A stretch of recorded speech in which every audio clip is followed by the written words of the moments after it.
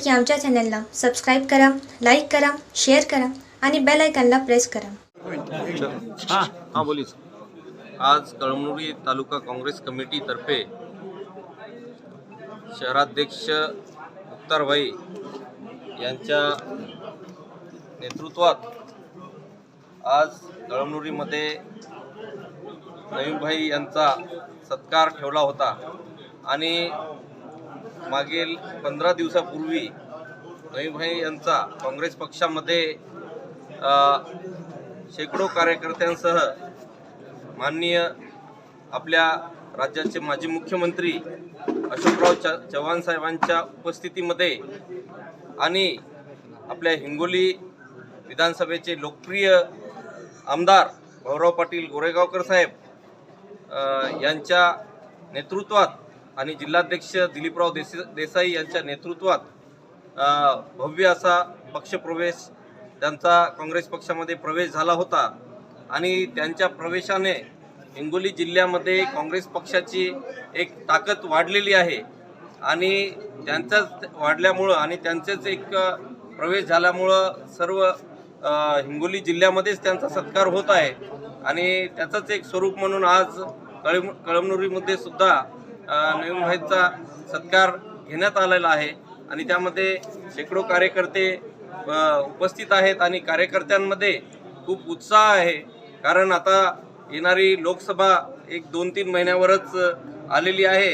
त्यामुळं काँग्रेस पक्षाचे कार्यकर्ते हे अतिशय ताकदीनं कामाला लागलेले आहे आणि आपले नेते जसं राहुलजी म्हणतात की नफरत के बाजार में मोहब्बत की दुकान खोलना है, हे जे वाक्य आहे या अनुसरून आपल्याला आता काम करायचं आहे.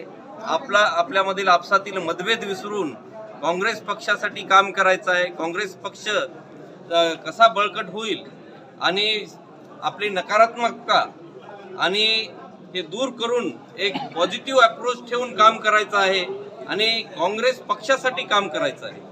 काही लोक आताच काही आपल्याच पक्षामधले काँग्रेस पक्षाच्या विरोधी भूमिका घेऊन काम करत असतात आणि अशा काँग्रेस विरोधी शक्तींना ओळखून आपल्याला त्यांना बाजूला सारून आपल्याला काम करायचं आहे आणि काँग्रेस पक्ष आपल्याला वाढवायचा आहे आपल्या मतदारसंघामध्ये.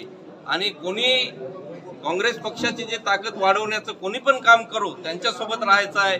भाऊराव पाटील गोरेगावकर साहेब अतिशय ताकदीनं काम करत आहे. मी मागील 5 वर्षामध्ये हिंगोली लोकसभेमध्ये सतत कार्य करत आहे आणि आपले जिल्हाध्यक्ष दिलीपराव देसाई सुद्धा चांगल्या पद्धतीनं काम करत आहेत.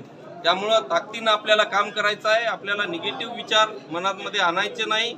आपसामधले आपले मतभेद सर्व विसरून जायचे आहेत आणि आपल्याला काँग्रेस पक्ष मजबूतीनं उभा करायचा आहे आणि येणाऱ्या लोकसभेमध्ये काँग्रेस पक्षाचा खासदार निवडून आणायचा आहे.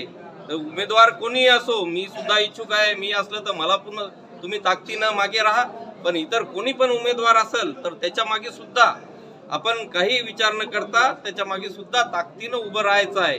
आणि येणारे लोकसभा झाल्यानंतर विधानसभा निवडणूक असतील त्यामध्ये सुद्धा आपल्याला ताकदीनं आपले आमदार निवडून आणायचे आहेत. जिल्हा परिषद असो, पंचायत समिती असो, कारण आपण बघतो की कळमनुरीचे नगरपालिका औंढा असो आपल्या ताब्यामध्ये नाही आहे. ती आणण्यासाठी आपल्याला ताकदीनं काम करायचं आहे आणि आपल्याला येणाऱ्या निवडणुकीमध्ये सर्वांनी एकत्रितपणे काम करून ताकदीनं, जसं आपण बघतो की भाऊ पाटील गोरेगावकर साहेब 3 टर्म आमदार राहिले म्हणजे त्यांचं डेडिकेशन पक्षासाठी किती मोठं असणार.